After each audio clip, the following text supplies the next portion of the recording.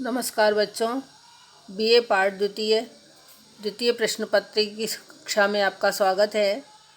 आज हम इस कक्षा में कुबेरनाथ राय के लिखे हुए निबंध कवि तेरा भोर आ गया पर चर्चा करेंगे।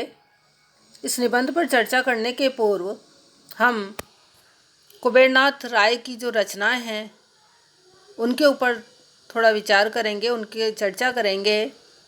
कुबेरनाथ राय ललित निबंधकारों की श्रेणी में आते हैं। उन्होंने बहुत से निबंध, लेख, रिपोर्टाज आदि लिखे हैं। उनकी लेखन शैली जो है वो नए युग बोध को मुखरित करने का एक बहुत अच्छा प्रयास है।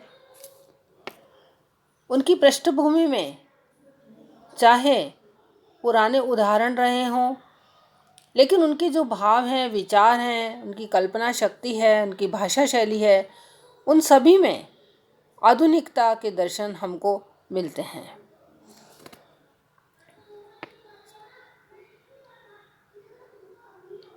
ललित निबंधकारों की जो उन्नत कला के पारखी हैं कुबेरनाथ राय, वे आज के बहुत ही अच्छे निबंधकार माने जाते हैं।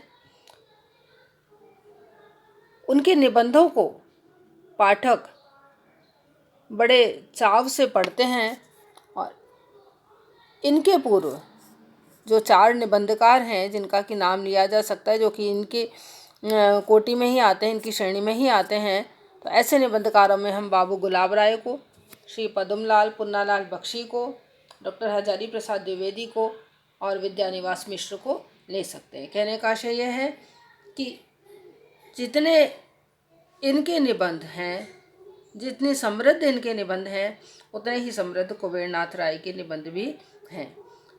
आपके जो प्रमुख निबंध संग्रह हैं उनमें रख आकेटक, गंधमादन, प्रिया नीलकंठी, बांसुरी, विषाद योग, कामधेनु आदि हैं। उनके जितने भी निबंध हैं उनके संदर्भ सांस्कृतिक हैं और संदर्भ सांस्कृतिक होने के साथ ही उनमें जो आधुनिक जीवन की झांकी है वह हमको उनमें देखने को मिलती है। उन्होंने एक रस आखेटक नामक निबंध लिखा है। उसमें रस की परिभाषा को नवीन दृष्टि दी है। विषाद योग जो निबंध लिखा है वो निबंध संग्रह में थोड़ा सा अलग है। विधा की दृष्टि से इनमें जितने भी निबंध हैं ललित निबंधों की कोटि में ही आते हैं और उनके जितने निबंध हैं वो विषय की दृष्टि से 4 प्रकार के बताए जा सकते हैं, जिनमें विचारात्मक, भावनात्मक, वर्णनात्मक और विवरणात्मक हैं। इनके निबंधों में ज़्यादातर भावात्मक शैली का प्रयोग हुआ है।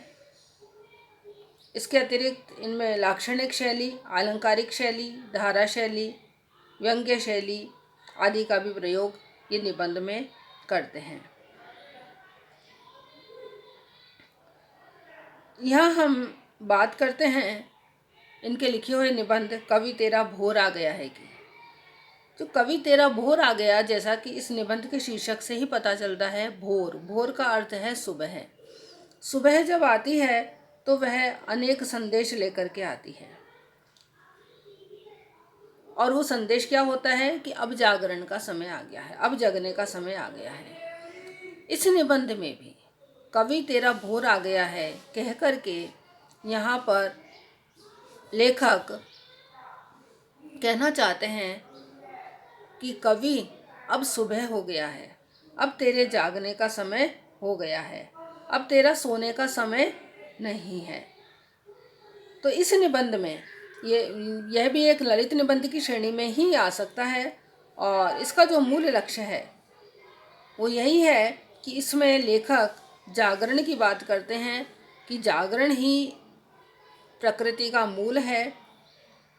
सुबह सुबह जैसे सारी की सारी प्रकृति अपने आप उठ जाती है, अपने आप चलने लगती है, अलग अलग पशु पक्षी वगैरह अपने अपने काम में लग जाते हैं।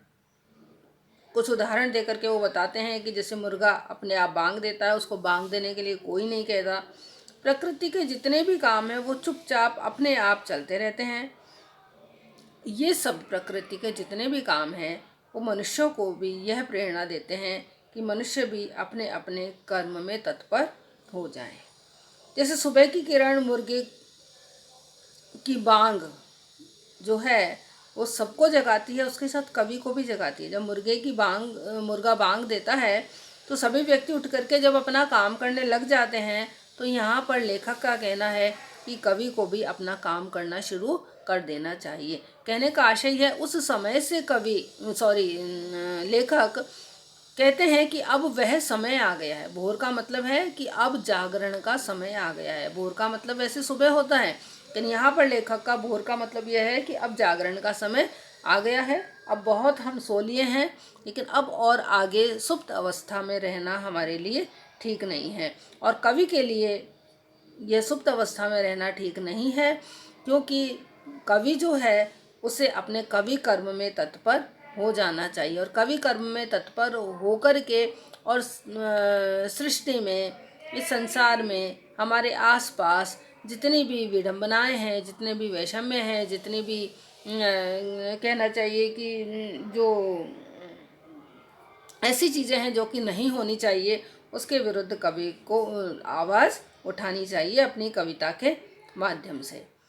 जिस तरह से कि मुर्गे की बांग कवि को जगाती है और उसका सही लक्ष्य भी समझाती है, तो कवि का कार्य जो है, लेखक का कहना है कि वो कोई काम सरल नहीं है। क्यों? क्योंकि कवि का काम सच बोलना है।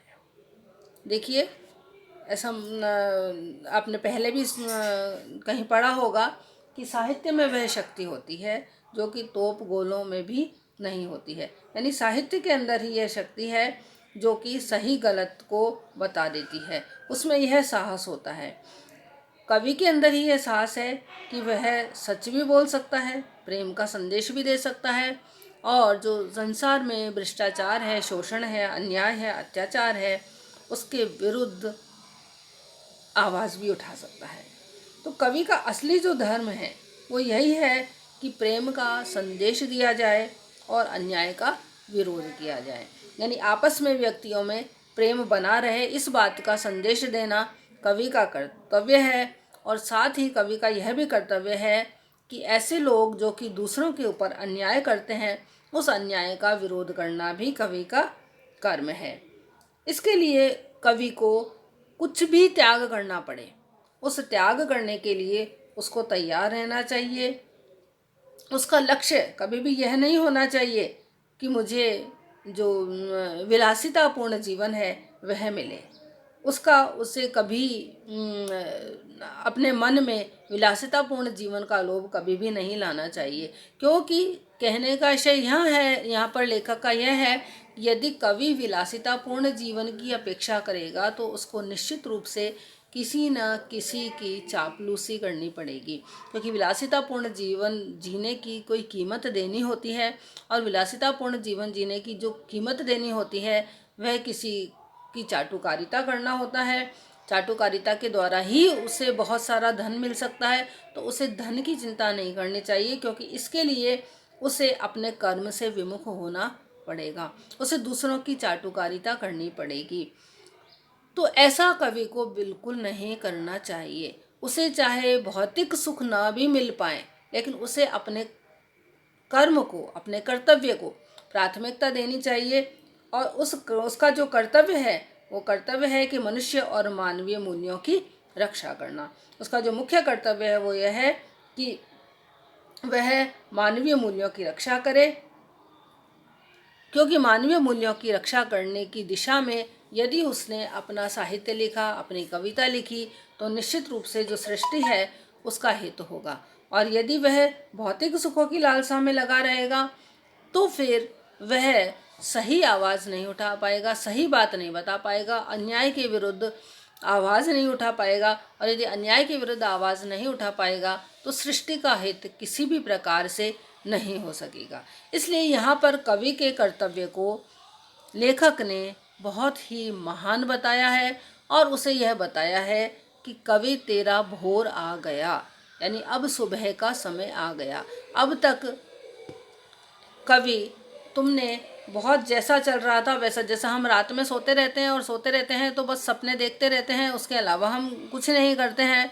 तो उसी तरह से यदि अभी तक तूने अन्याय के विरुद्ध आवाज़ नहीं उठाई, मानवीय मूल्यों की रक्षा के लिए कविता नहीं लिखी, तो वह तुझे अब लिखना शुरू कर देना चाहिए। अब उसकी ओर तुझे उद्यत हो जाना चाहिए।